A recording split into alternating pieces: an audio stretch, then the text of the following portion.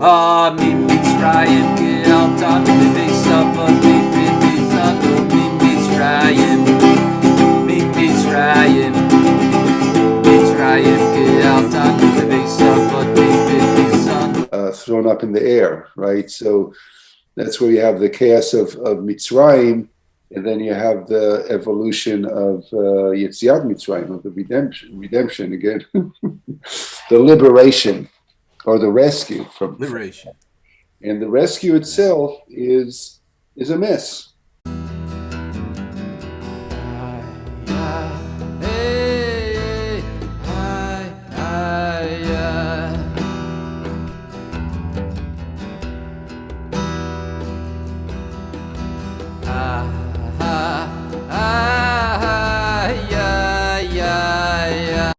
Well, good morning, Facebook. Good morning, YouTube. Good morning, everybody out in cyberspace.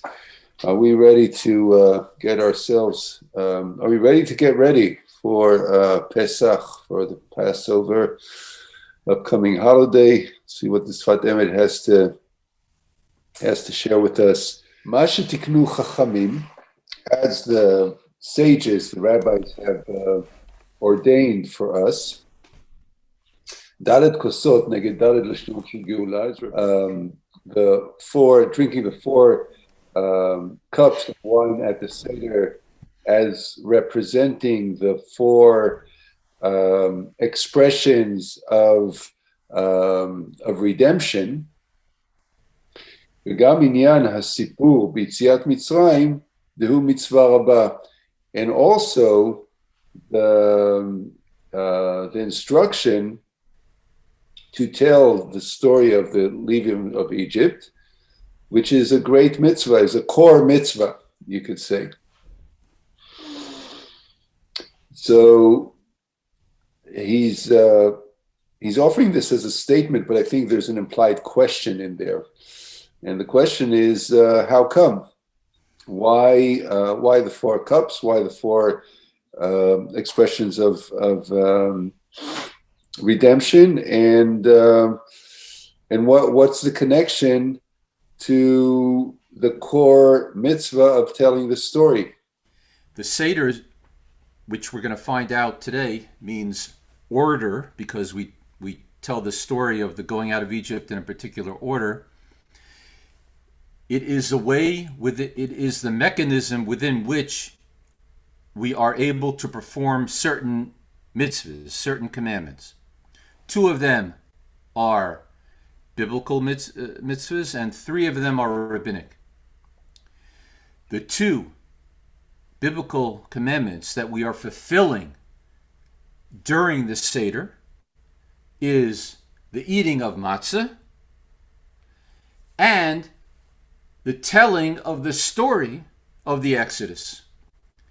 The Sipur, Yetzias Mitzrayim, is an actual deraisa, it's an actual biblical commandment.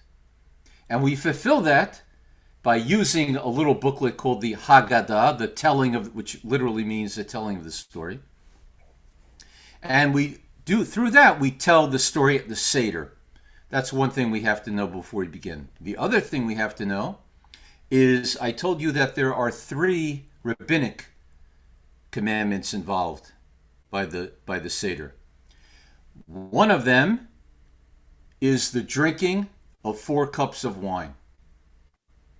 That's a rabbinic commandment. The rabbi said we should do this.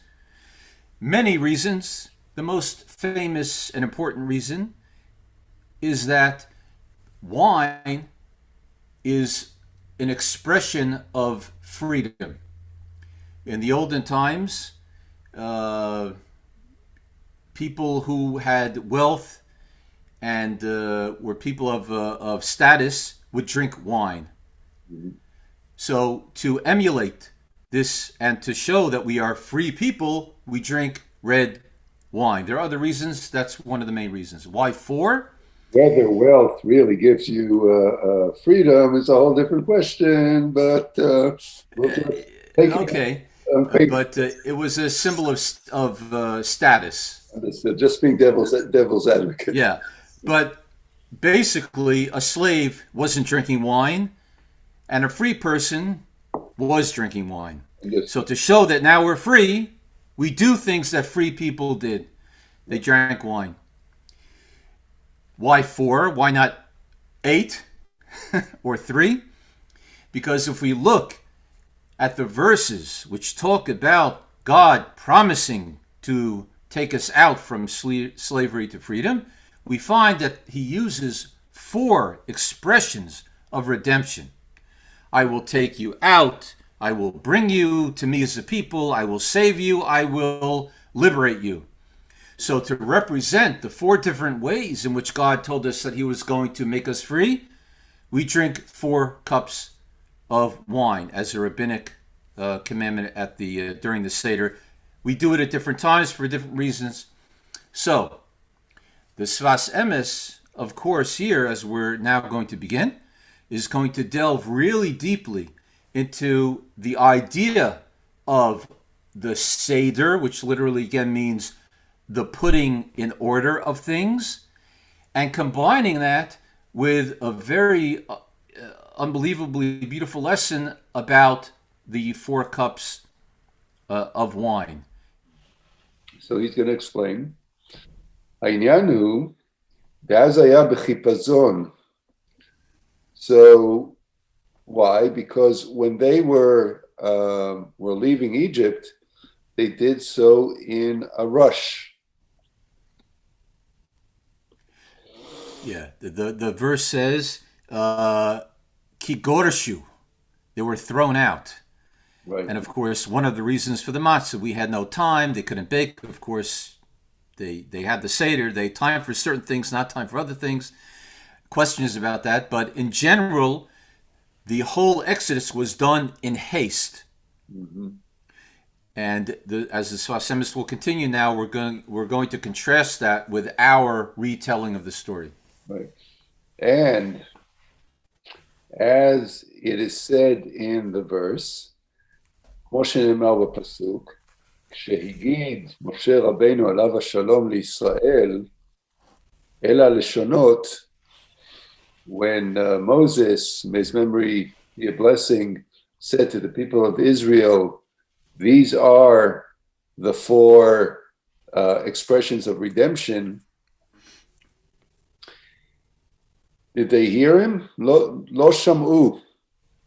They did not hear it. They did not listen to Moshe. Lo sham'u el Moshe. They did not listen to Moses or did not follow Moses. Mikotze ruach. Because of stress. Or you could say that they were in a rush. ולכן צריכים עתה לספר ביציאת מצרים. And this is why now we need to tell the story of leaving Egypt. Well, the Sefat Emet is saying something really unbelievable over here. This concept that, as he will go into in depth here, there, some people complain the Seder takes too long. It's schlepped, as they say. It takes hours and hours. We're sitting and we're telling, and the Haggadah goes into details that not even the Chumash. Yeah. It drags it out. It draws it out, and everything is spoken about in great detail. 10 plagues. No, there were 50. No, there were 200. In good rabbinic character, it analyzes everything and takes it everything. And it takes time. It takes hours. The Sefat Emet is saying that this is all a tikkun. It's a correction of the mistake, not their own fault. Right. But the way the original Exodus played out in real time, it was not for the maximum effect. Yeah. It was in a rush. They were slaves for 210 years. They wanted to get out of there. Yeah. The Pharaoh was going crazy. Everything was up in the air. They baked the matzah, get out. Now he wants us to leave. And they had no patience when Moshe came. They didn't want to listen. What are you talking about? What is all this nonsense? Stop talking. So the Sefat Emet is saying, they're the order. We're putting it in the right, everything in the right order now. It was tzmisht, as we say in Yiddish. It was all flying up in the air. We didn't get the maximum spiritual benefit out of the original Exodus because we were playing it out in real time. So now every year we can come back and sit and really get into what it's all about. ובוודאי לא לחינם נאמר זה לבני ישראל. And obviously, this was not said for naught to the people of Israel. אם כי היה גלוי וידוע לפניו שלא ישמעו מקוצר רוח. It was already known ahead of time. Hashem knew that the people would not be able to hear it at that time because of the stress of leaving. רק שנעשה מזה תורה לכל הדורות.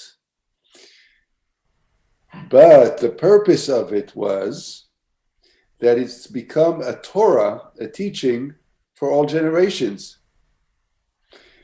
ויש בכל דור, and in every generation, there is התגלות לשונות גאולה. There's the revelation of the four expressions of redemption. And by the way, just to put it, redemption is kind of like a fancy, is a bit of a little bit higher language. But I want to say, let's just take redemption and use a word that brings it more down into our experience. Redemption means being saved, right? Being rescued from something. Rescued, yeah. Right? So, right, being saved is a little bit like, like Yoshkel, or like our cousins, from another faith. But to be rescued, right? To be in trouble and then to be taken out of that danger. Speaking of danger, I mean, in trouble. I mean, there's enough in our lives today that we can relate to. But yeah, imagine your life is in danger. Imagine your well-being is in danger. Imagine that you're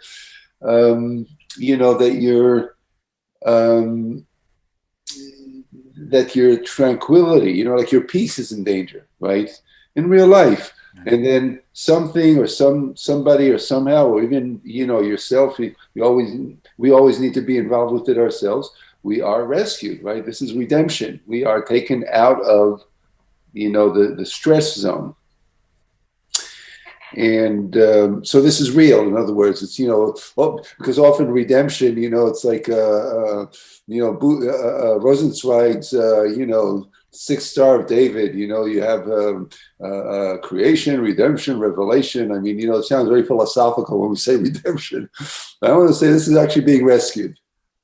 Okay, just to kind of absolutely. In a physical sense, as you say, and also in an emotional and a mental sense. It's we're imprisoned by our thoughts, right.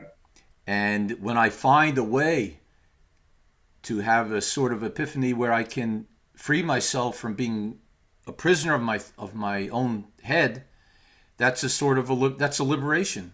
That's right. And so whatever form that liberation takes, that's what we're talking about here. Right. This is not only physical. We really want to bring this into all dimensions of life. And in fact, the Torah gives us 4 different shades, you could say, or 4 different levels of dimensions of rescue, of redemption.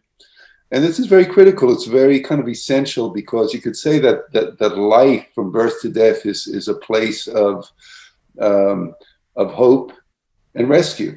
Hope and rescue. I mean, this is sort of like this is the game, right? We're in it. We're cycling through it, right?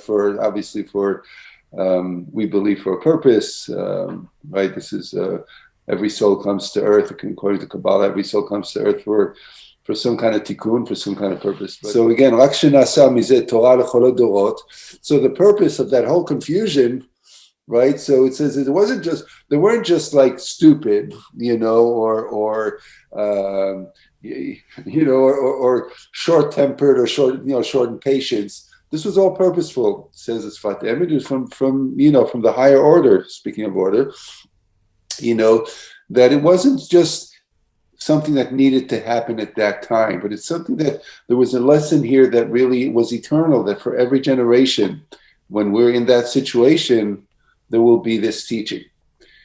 And ויש בכל דור התגלות לשונות גאולה. In every generation, there's, I would say, I'm going to put a word in the mouth of the Sefat Emet, there's a necessity that there will be the revelation of the four expressions of redemption or liberation, etc. Okay, so I'm going to continue. ומה שהיה נעשה אז בחיפזון, and what had been done in a rush then, נסדר אחר כך בפרטות, was then ordered or put in order in detail. שהבינו בני ישראל אחר כך כל פרטי הגאולה. That later it's become clear what the details, you could say the anatomy of this project of liberation is. We need to understand it. We need to understand as a life guiding principle, right? And this was put in order and in clarity later, as you were telling us, in the Seder itself. You know, when the house is on fire, you run out of the house. Later, a year later, when we recall, oh, it was a year ago the house burnt down, chas v'shalom, and then you can sit down and you can retrace what caused the fire to begin with. How could I have dealt differently? What were the let's recall the miracles that no one lost their life, chas v'shalom. What did we lose? What did we gain? Yeah. What's the meaning for us? What was the message being sent to us? But when there's a fire, you run away. I think that's what he's telling us here. You get out. When he told them the four lashonos, the four, and all these fancy words, they were like, okay, just go tell Paro we're out of here. You're right. You improve the fire code later. Exactly. So that's what he's saying. We put everything back in the proper place from that event now. Yeah. לכן קראו סדר. That's why the Seder is called Seder, order. שעיקר הסיפור הוא לסדר. The purpose, the essential thing about telling the story of Egypt is to organize כל הדברים שנעשה אז בחיפזון. All that had been done in a rush, in a chaotic fashion at the time of the event itself. Right. So this whole idea of that there needs to be chaos from which order emerges, right? It seems to be, certainly throughout Jewish history and probably the history of the world, of every culture, and certainly in the history of every individual lifetime, there seems to be this necessity, this natural thing of there's chaos, and then somehow I try to get order out of that, figure out how to manipulate that chaos into some sort of order for myself. But if you don't have the darkness, if you don't have the chaos, then the order sort of has no meaning. That's right. And so it could be that's the story of the Exodus. That's right. That we needed to go through this chaotic time to have stability and order. That's right. I think it's something about how the mind grows. You need to send the mind into disarray in order for us to figure out some new and better way of handling, being more conscious, seeing a bigger picture. But I would never be motivated to see something in a fresh way if the current or the past order doesn't get thrown up in the air, right? So that's where you have the chaos of Mitzrayim, and then you have the evolution of Yetziat Mitzrayim, of the redemption again, the liberation or the rescue from liberation. And the rescue itself is a mess. Right, so there's something to that, right? I mean, just to free associate a little bit, I was just watching a YouTube clip there was a 3-year-old who was skiing. The family go out, go out on the ski slope, and apparently it's a family that loves skiing. So they have a 7-year-old, a 5-year-old, and a 3-year-old. And the 3-year-old is in little short little skis, really, really sweet. And she's going down the mountain. They taught her how to ski. It's actually pretty, and you watch it and you're like, wow, that's really dangerous, for a 3-year-old. She's not fully, she's fully comfortable, but she's not fully masterful, and she goes, and they go through a woody area and you're thinking like, wow, she's going to how can parents do that? And the parents are interviewed and they said, look, we believe that we don't want to be helicopter parents. We want to let our kids take chances and that they learn from that. There's something to that, that we won't try to keep order. Sometimes we try to keep order too much so we don't grow, And the reason I bring the ski example is because you see that the kid really develops skills through the chaos of going down the slope, and she tumbles a few times, but dad is right behind her and he picks her up. But, dad is not telling her, this is how you do it. These are the rules, it's like, she's not listening, right? Maybe later, over hot chocolate. She just wants to go. She just wants to go. Down the hill. That's like, we're out of here. We're in a rush. We're out of Egypt. We're not, we're not going to look into the details of this, right? Details will come later at the Seder. Yeah, that's it. Beautiful. It's good. Right. May our lives may we be blessed with what's called really, perhaps, I don't know, this is an oxymoron, it's a contradiction in terms, but like controlled chaos, chaos that doesn't swallow us, but that helps us grow. Amen. And now on Saturday night and Sunday night, when we're schlepping at the Seder, you won't feel so nervous. Now I know a little bit why we're schlepping this out. So I'm going to get into it. Okay. Well, that's it for today. And just want to wish everybody a Zis Pesach, a sweet and happy and liberating, meaningful Passover. Starting Saturday night. Yeah, let's do it in a rush. We'll do it in a rush, right? Mitzrayim ge'altanu, Nivei Savatim pedisanu. Mitzrayim ge'altanu, Nivei Savatim pedisanu. Mitzrayim. Mitzrayim ge'altanu, Nivei Savatim pedisanu. Mitzrayim, Mitzrayim, Mitzrayim ge'altanu, Nivei Savatim pedisanu. Mitzrayim, Mitzrayim, Mitzrayim ge'altanu, Nivei Savatim pedisanu. Mitzrayim, Mitzrayim. Especially for those of you who are new and those of you who would like to follow the Hebrew text as we are reading it, I'm going to share screen and give a quick tour about how to find the text in Sefaria, the online resource, sefaria.org. So go to sefaria.org. On the top left, there's the 3 horizontal lines. You click on those, takes you to the Sefaria library. You scroll down. You're looking at the classical texts here, and you're going to click on more. And then you click on Chassidut. And once you click on Chassidut, you scroll down, looking for the category of other Chassidut works. And usually down by the bottom, there it is. There's a Sefat Emet. Click on Sefat Emet.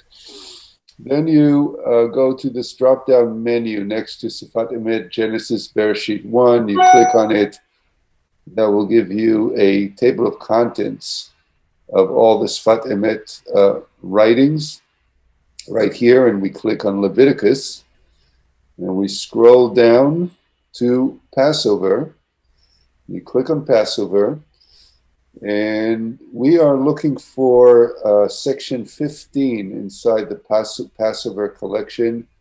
And when you're in section 15, you scroll down to the paragraph that is numbered 6, paragraph 6, Masha Tiknu Chachamim.